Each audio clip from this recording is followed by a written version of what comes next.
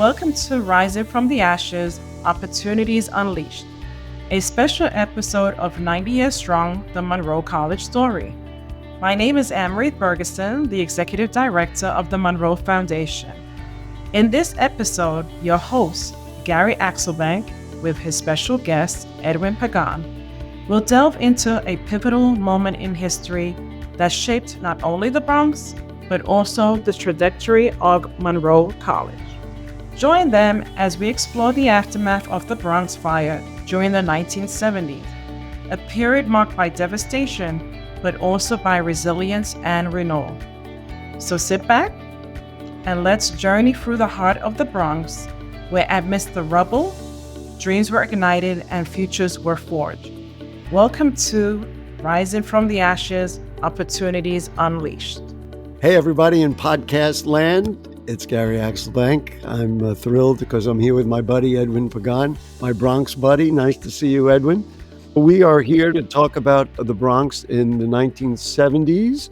So we're going to subtract a few years from our current age and get ourselves back there. I will tell you that in 1971, I graduated DeWitt Clinton High School, so you can get a sense of where I was age-wise at that particular time. What about you, Edwin? We don't have to do age, but where were you? What were you doing in the early 70s? My mother had just introduced me as a member of the Howe Avenue Boys Club, Madison Square Boys Club. I started learning photography there. And I had just started really photographing my neighborhood. Let's be clear. Now, what neighborhood is that? Now, I grew up and still live in Van Cortlandt Village, but you lived further south from me. Yeah, I lived in the Morrisania/Crotona area. Okay. And what was compelling for you to take pictures of in that neighborhood during that period of time? Once the boys clubs got me off on the technical end of photography, one of the things that they taught me was that since as a student there, as learning the craft, that I was getting everything free. And so the Howe Avenue director, Ralph Porter, who later went on to work for MBD, Mid-Bronx Desperados, instilled in me a sense that since I was learning this for free at the club, that my give back was taking pictures of the neighborhood, not only to learn what was going on, but also provide those photos to other organizations who didn't have a photographer on hand. And part of the lesson was to give back. I just want to say unwittingly, without stepping into it, but it really is the theme of what we're going to talk about. The Boys and Girls Club, MBD, which was Mid-Bronx Desperados. These things were developing and formed partially in response to what was going on in the South Bronx at that time. There is a film, and you and I both know Vivian Vasquez, who put together A Decade of Fire, finally fully documenting what happened. Did you see fires in the Bronx? Did you see neighborhoods burning down? Give me a sense of what that was like. Now, I was in the North Bronx, and I'm going to explain what my reality was about that.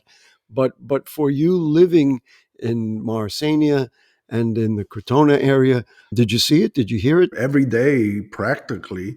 I mean, I lived on 174th Street and Southern Boulevard where the 2 and 5 train stops. And you got DeWitt Clinton just a block away on Boston Road. That's the old DeWitt Clinton High School. That's right. That's Before right. They put the modern building on Marshall Parkway. That's right, IS 98. And then you would walk down 2 blocks from that and you had Charlotte Street. And we would go by it all the time on our way to Crotona Park and the swimming pool during the summers. And as we went from Jennings or Freeman's across to the park, you would have to go by all these abandoned tenement buildings. That it was funny to us because on the way back, once it started getting dark, we would scream and the echoes would come back at us 5 seconds later from all the abandoned buildings. But we smelled the fire every other day. We saw the trucks going by.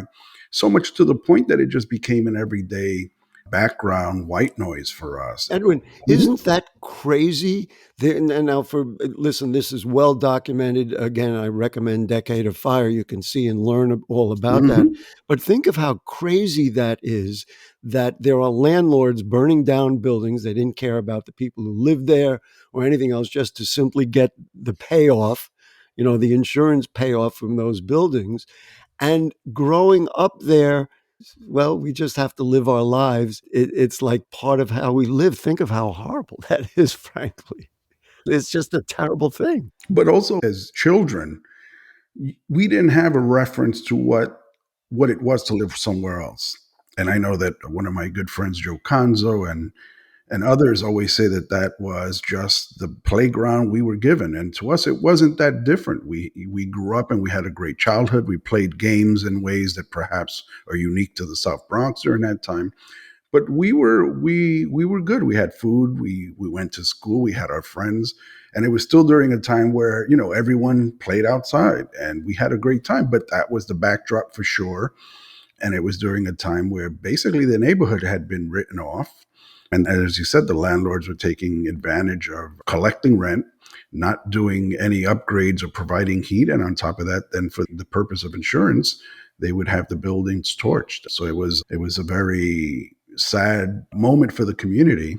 But I think as children, we just saw it as things that were happening every day. It wasn't anything that was having a direct impact on us as kids to some degree. As kids. But you talked about, now you mentioned our mutual friend Joe Conzo, and you and Joe and four others later, much later on, formed Seis del Sur, which were six photographers and Joe is credited with taking the pictures of all of that. I mean, his are kind of looked at as the official pictures. Of course, you and David and all the others have pictures. So anybody who wants to look up Seis del Sur can see the actual pictures of what it was like to watch your neighborhood be burnt, literally burnt to the ground. I mean, it's a horrible thing. Now, I will tell you something interesting, and it's related to this, and I don't think you and I have ever really spoken about this. I grew up in the North Bronx, and I go back a couple of years. There was a story that came out and an analysis that came out that said New York City had the most segregated school districts in the nation. And I'm thinking, wait a minute, we have every culture, everybody, or the kids all go to school. I never knew, this is the truth, and I grew up in the Bronx. I lived every day here. I never knew the South Bronx was burning. And to me, that is an example. I mean, I'm a Jewish boy in the Bronx, grew up in Van Cortlandt Village. That is an example to me of how segregated we are and how it was so important for your culture, for the Hispanic culture, for the people of color to band together and say, wait a minute, this is our home. We can't let this happen. I had to learn about it after the fact. I said, wait a minute, I live here. But it didn't come up. Depending which neighborhood you live on, if it didn't affect you, it was something that was happening somewhere else. And the city really did it in such a way that it wasn't flying a flag that the Bronx was burning. I mean, the city was in dire straits. It was almost in default. It was going bankrupt. And I think the city did what a lot of even mammals do when they're in shock, right? The blood is a reverse to just the trunk of the body, and the extremities are let go, right? Wow. What an incredible analogy. And they let us fend for ourselves. And that's when a lot of organizations came up and planted seeds and took root. And the community really, you say, pick yourself up by your bootstraps. That's really what happened, because we were there alone to fend for ourselves. It wasn't some magic pill that someone sprinkled on us and everything reversed. It was the community fighting back, and with some federal assistance and some nonprofits and politicians that actually later stepped in. But it was harsh for a long while there. You told me, and I thought this was interesting because I asked you about the photography, which has been one of the themes of your life, is that when you started there and you had so much going around you, this helped you, kind of gave you a vision on how to look at the world. And to me, that is among the many fascinating aspects of the Bronx burning and how it inspired people to grow and change and have real vision of the world. We haven't used the R word, we've suggested it. Clearly, there was racism involved, but then there was survival in there, and you watched the rebuilding. Talk a little bit about your parents and other people and what they did. Yeah, I mean, I was raised by my mother, so I was a single parent, and she came from Puerto Rico with, I think, a third grade education. I think the But she was a very savvy woman, very streetwise. Everybody in the neighborhood knew her. And, when I was getting up into, about to turn a teenager, that's when she enrolled me in the Hoe Avenue Boys Club. And she knew that she needed more around me than just herself, right? She needed those male figures. And I came into the Boys Club after a lot of the individuals that were part of the gangs that were running the Bronx for a long period of time had that truce at the Madison Square Boys Club, O Avenue. Right. And a lot of those individuals later became mentors and staff at the Hoe Avenue Boys Club, right? So they knew the streets, they knew the drawbacks of it. Many of them had died, many of them had gotten maimed or shot or stabbed. And so they knew how to get to other kids, right? They knew how to speak to us to get us involved in other things and keep us off the street. So that turned my life around. I don't think if it had been for the Boys Club, I don't think that I might be around today. And obviously, even if I still was, who knows what I would have been doing, but it certainly might not have been the arts. It certainly may not have been photography, which led into a long career in cinematography and filmmaking. And so a lot of examples like that were scattered around the Bronx. You had Banana Kelly, you had The Point that came up a little later. You had organizations like Nos Quedamos and Melrose, just a tons of them. And Wetco. let me interject about that because, okay, we've talked about it being burnt down, but nobody else was going to rebuild. And so people of the Bronx rolled up their sleeves and said, we're going to do it. What That's right. is exciting to me about what you said and what I just said is the word community. And That's what right. this did was create a culture and a community, which I think in some ways is still diverse and undefined. But, and I'm going to use this example years ago. This takes us into the 90s, the late 90s, the former borough president, Freddie Ferrer. I think about this a lot of times, and I actually ran into him and I told him that he had a press conference underneath the L at Yankees Stadium where he had a big poster. Maybe you took pictures of that day. I know I covered it for my TV work. And the poster had a picture of a paper going into a wastebasket that said, "Don't dump on the Bronx." And Right. to me, that defined what we, and I mean people of the Bronx, had done after the fires and said, we're just going to do it ourselves. We don't get it from government. We don't get it from private industry. We're not getting it from anybody else. We do it. That, of course, is what Nos Cadamos says. But right now in the Bronx, and we're moving quickly, and I want to stop at hip hop along the way. But right now in the Bronx, the last numbers I saw was something like 1,200 not for profits in the Bronx. And Yeah. everybody I talked to, and I talked to a lot of people, they all belong to one of these groups that says, oh, there's a Four Bronx up here. There's Wedco that started out down there in that part of the Bronx. The Bronx Music Heritage Center, which is now going That's to right. open the Bronx Music Hall. All of this stuff was Bronx people creating for themselves in response to what had been done to us. That's the way I see it. I'm assuming you agree. I agree 100% because, I mean, again, the word community is thrown around a lot and everybody to try to get funding uses it these days. But these organizations that we're talking about now going to 30, 40, 45 years that did it when it was happening. And I think that's the difference.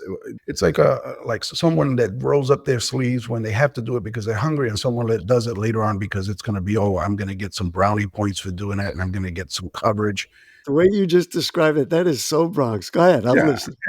and in those days, people were doing it because there was no other choice. It was either do or die, and they did it right. They started organizations that built buildings, that renovated neighborhoods, that provided food. United Bronx Parents. We just did a play at Ostos about Evelina Antonetti. You had people like that really put in the work and they knew how to organize. That's the big distinction. I mean, now you have everybody calling themselves an organizer and can get 16 people to a party, but then you had people that would not only organize, but rally the community to sort of like create civil disobedience in a way that got the message across in a time where it was all word of mouth. Now we have social media, but they were doing it when it really We're mattered. well before that. Listen, I know an organization you're a part of and very fond of is Pregona's Theater, We That's right. created theaters. We have the Bronx Council in the Arts that provides grants and supports artists. There's Bronx Works, which works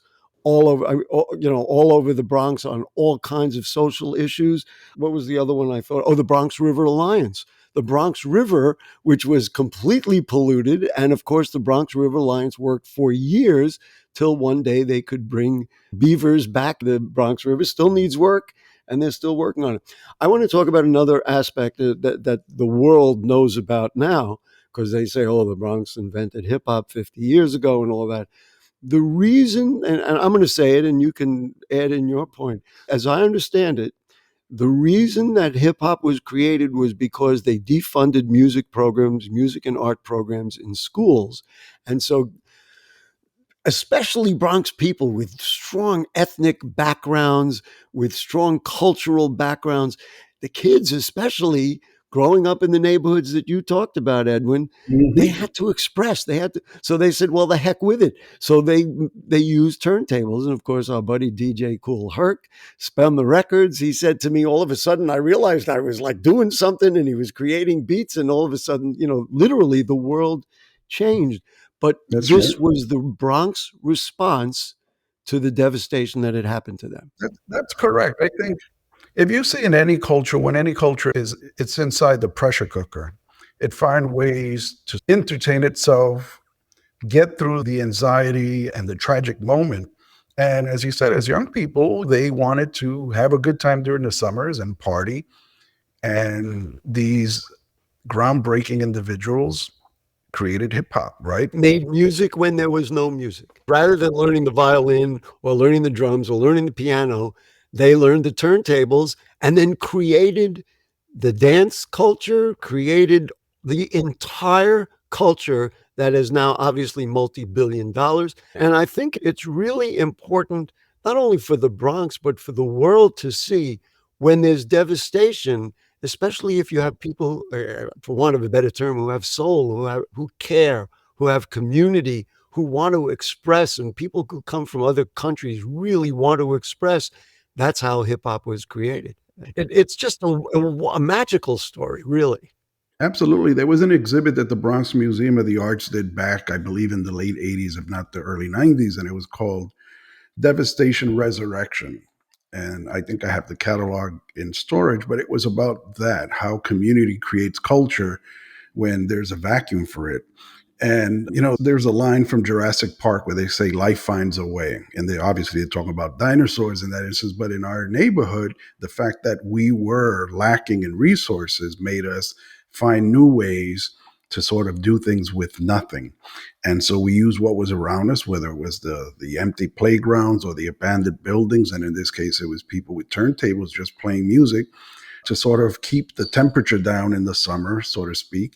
And we made the most of it. And, Yeah. there was a period in time where I was DJing during that time.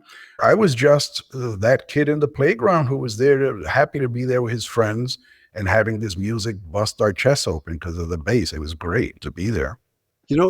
What is amazing when you think about resourcefulness, you say, well, wait a minute, you brought turntables out, you had to plug in. They literally commandeered the electricity in light poles, in That's right. the light fixtures in the park and everywhere else. They opened up the bottom and they tapped into it so they could have electricity to do that. It's an incredible story. We should mention that the Bronx Point over there in the lower west side of the Bronx is going to house the Bronx Hip Hop Museum. It's had a temporary fixture, but all that, this incredible museum, the billion-dollar industry is created out of that.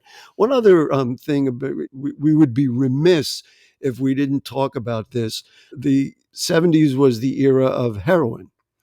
That's And right. heroin, of course, led to AIDS in part. There was obviously other issues involved in AIDS, but that was that was yet another thing to overcome because, listen, we're not social scientists really, but what leads to drug use? I mean, this kind of of desperation, this kind of helplessness, feeling that you're being oppressed. I mean, there's all these things. I'm not a psychologist. I can get into it. So it was heroin and AIDS. And then later on, of course, was crack, which was a big That's right. epidemic.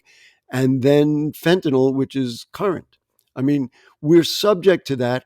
And again, what is our response? I mean, our response is Bronx Works, the Bronx River Alliance, Progonis Theater. I mean, this to me is why I love working and doing my TV shows in the Bronx. And it gets into the environment. We talked about the Bronx River Alliance, which gets into, environmental issues, serious environmental issues. I want to talk about health a little bit as well. Mhm. Healthcare is the largest industry in the Bronx. We have hospitals, yet we have traditionally had the lowest health indicators going over a period of years. Now we have COVID.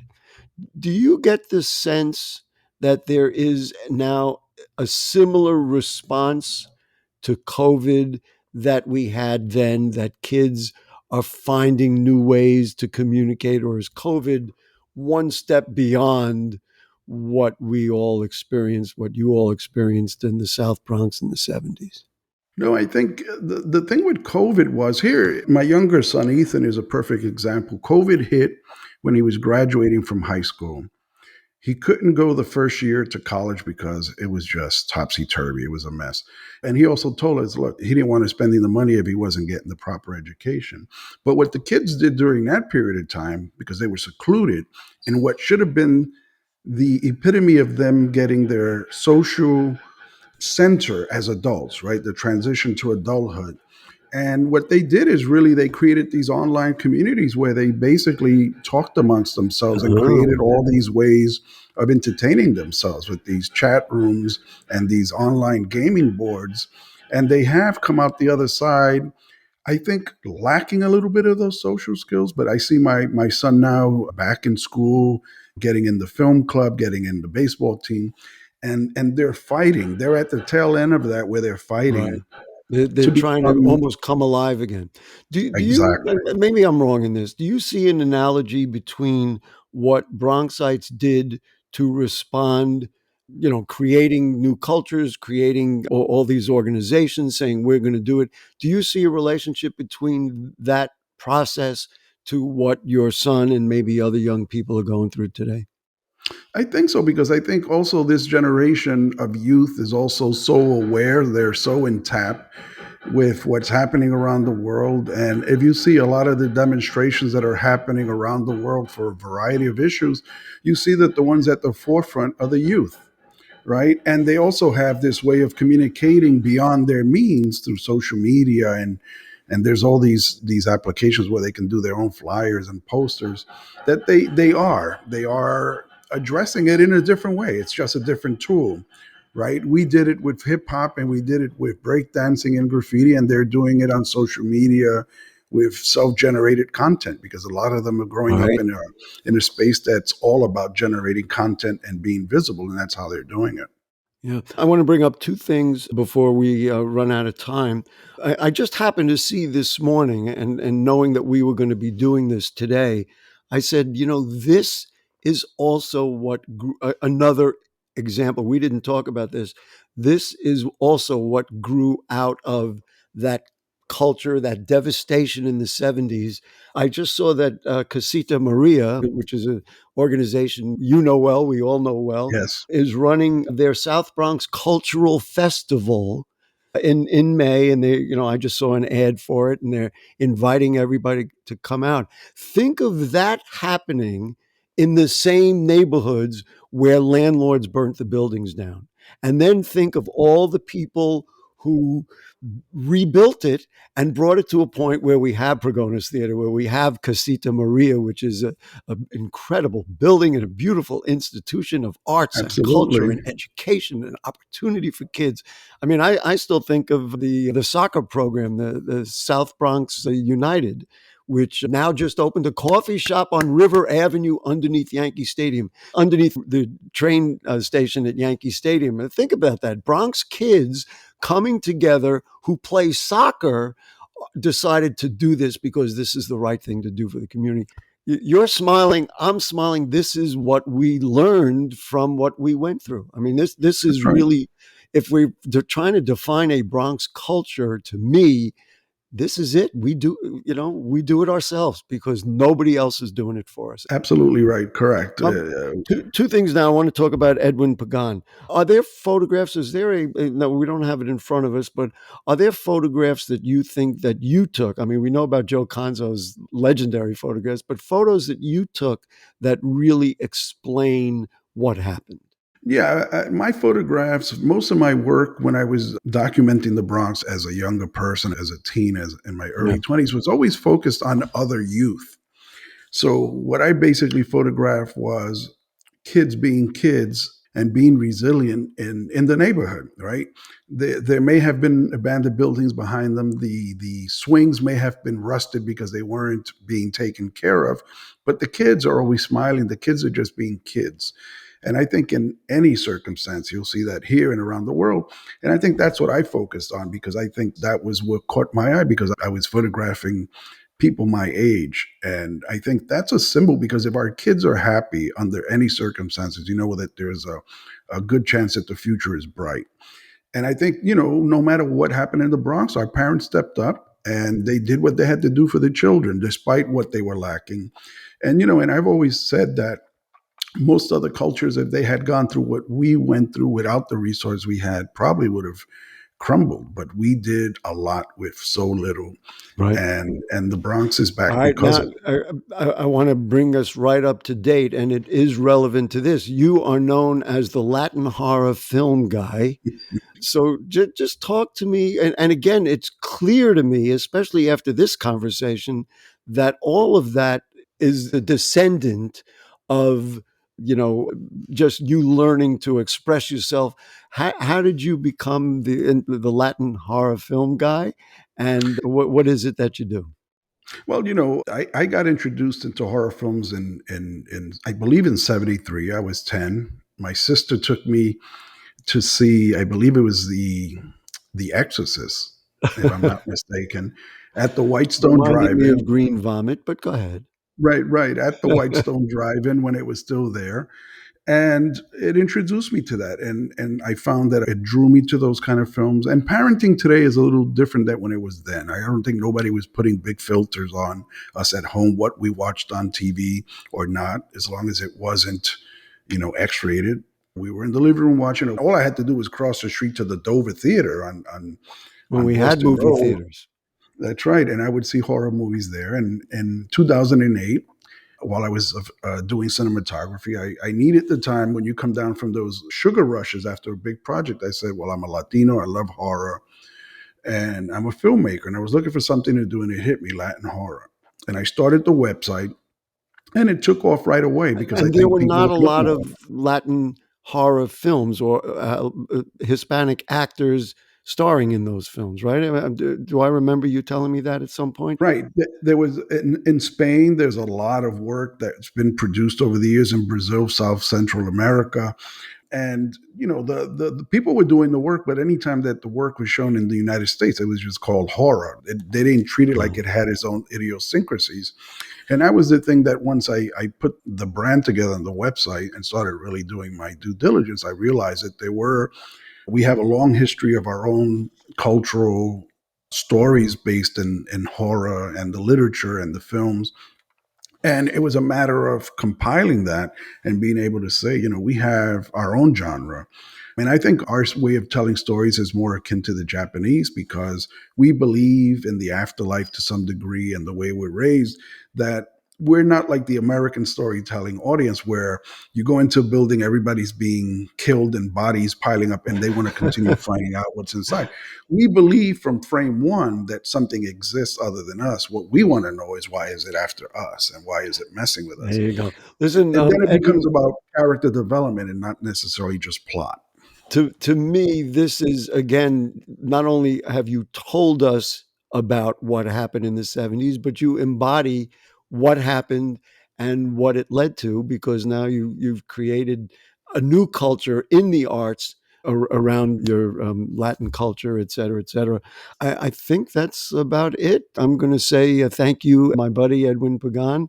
I hope people will catch me on BronxNet Television. I do Bronx Talk, which is on Monday nights. We debuts every week Monday night, and the Bronx Buzz debuts Thursday nights.